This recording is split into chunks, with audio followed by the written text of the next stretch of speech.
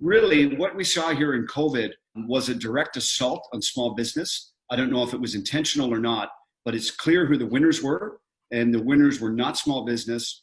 And I will address that. You know, if someone doesn't have small business experience, they have no idea, in my view, how to run a country.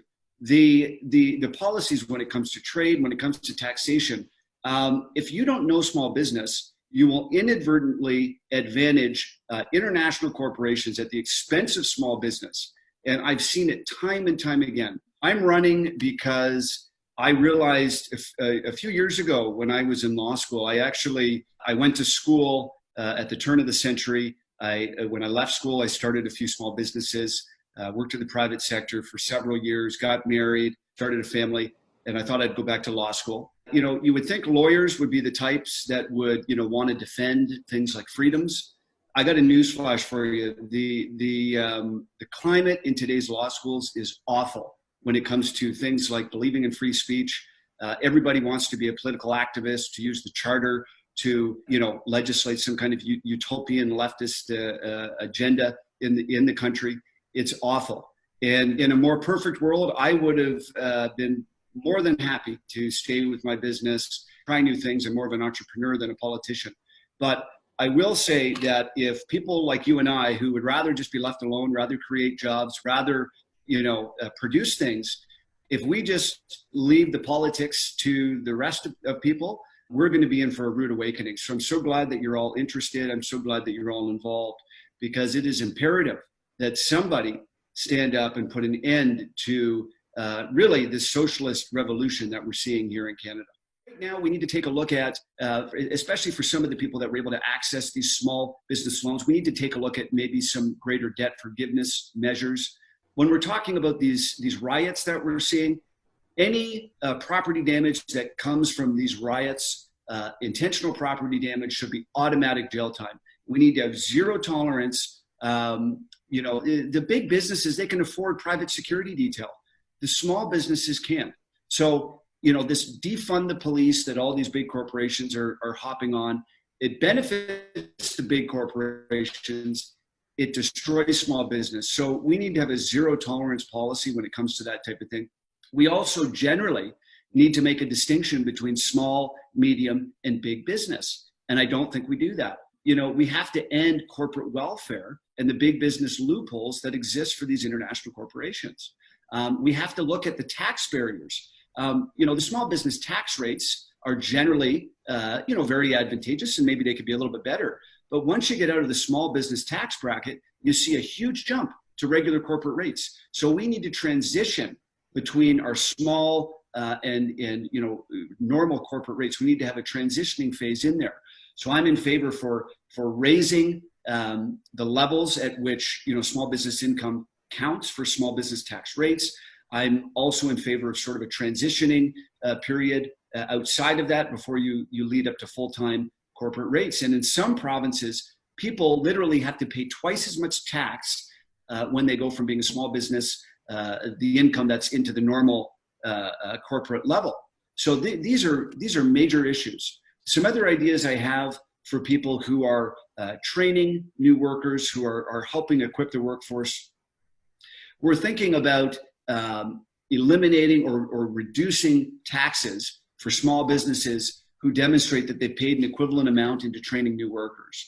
So an example might be 60% off for any job training, or 100% if they put new hires through school or apprenticeship for skilled trades. So that's one example.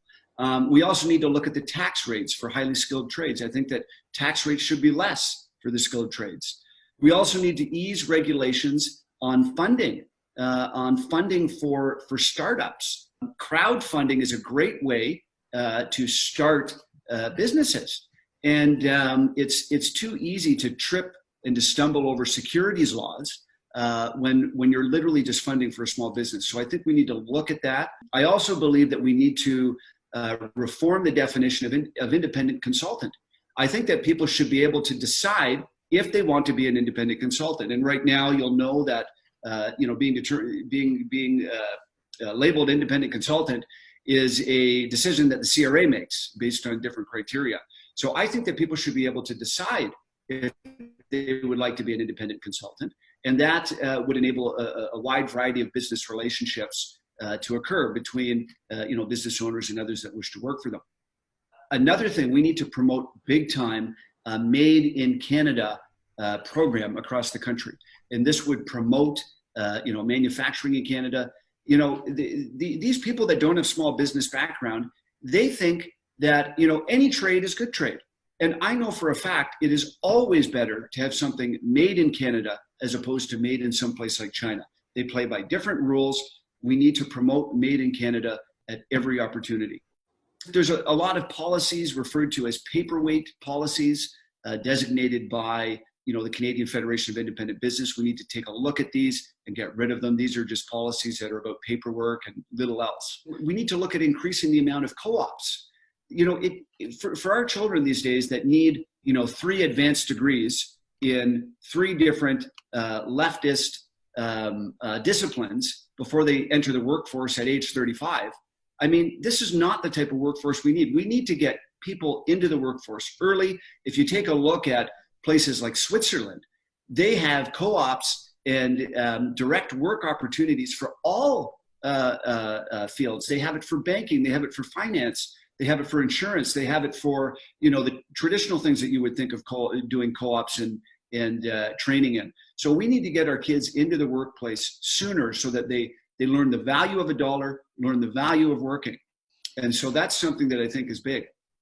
And another thing, we need to give our small businesses a tax break.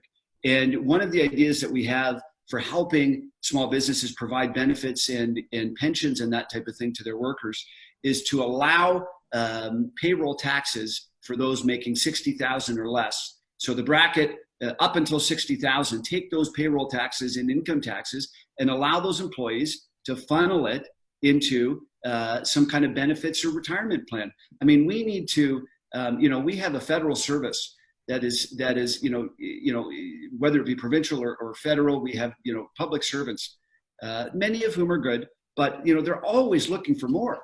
And, as a small business owner, they're always talking about raising the minimum wage and raising EI and raising all these things. And it's like, as a small business owner, I don't have a pension.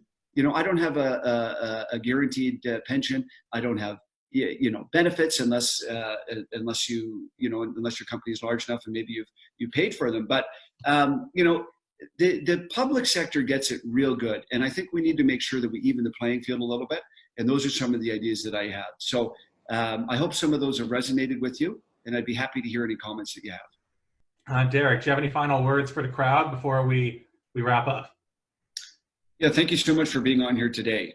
And I believe that as we move into a period of rebuilding and rejuvenating Canada, small businesses will be at the forefront of that, and it is imperative that we give them the latitude to be able to do what they need to do. I'm just so thankful and so grateful to be able to be in this position. And I know for a fact that the only thing that can save Canada at this point is a conservative who's not afraid to go to the wall for the values that we all believe in and we all agree on, and for a conservative who just will take no prisoners when it comes to the media and when it comes to the onslaught against us.